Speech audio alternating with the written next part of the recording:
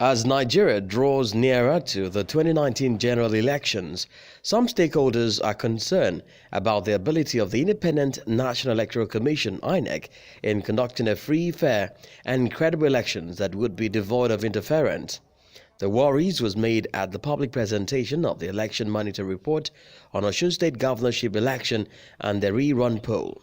For increased transparency, Election Monitor recommends that a special form be created specially to document cancellations of election in polling units. This form should have the following information at a minimum: nature of incidents that led to the cancellation, number of registered voters affected by the cancellation, number of accredited voters in the polling unit, number of permanent voter cards distributed before the election in the polling unit, time the cancellation occurred, signature of party agents at the polling unit on the form to confirm that they are in agreement that the event actually happened and was significant enough to lead to a cancellation of election in the location. If the security agencies are not going to give INEC the support that it should, then this country should be very worried. What we had blamed INEC for with respect to Osun 2 was it going ahead with that election when it was evident that some of the issues arising from the reasons why 7 units were being rerun were happening in the rerun, and INEC continued with that election.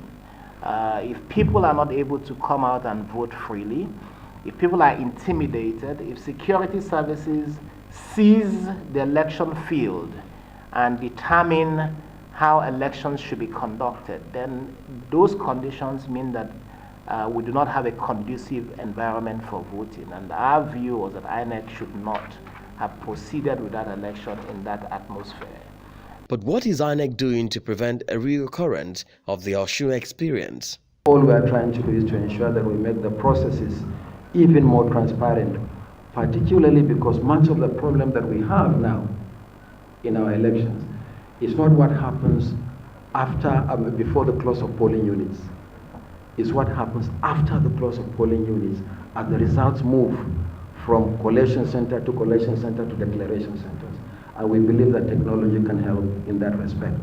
And I'm happy also to hear that the representative of the IG is saying that they will keep closer eyes on the processes. Because in addition to the deployment of technology, we also need physical security to ensure that we protect the integrity of the processes.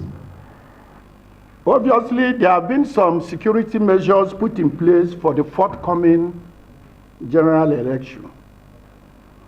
We have reviewed the successes and the lapses recorded during the recent elections in Edo, Ondo, Rivers, and Anambra states, Ekiti, and of course, recently, Osun State, with a view to improving